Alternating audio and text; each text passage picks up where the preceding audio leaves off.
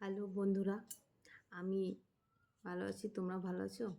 আজ আমি একটি কথা বলতে চাই সব নারীদিকে, কি যখন একটা মেয়ে ছোট্ট হয় বড় হয়, সব সময় ওর রিমোটটা ওর বাবার হাতে থাকে। আর একটা মেয়ে যখন বিয়ে হয়ে স্বামীর কাছে আসে, তার রিমোটটাও সব সময় ওর স্বামীর হাতে থাকে। তার জন্য সব নারী, সব মেয়েকে বলা হচ্ছে সব সময় রিমোটটা নিজের হাতে রাখার চেষ্টা করবেন।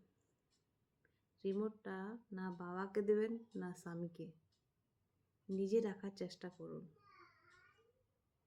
তবেই লাইফে কিছু আগে হতে পারবে।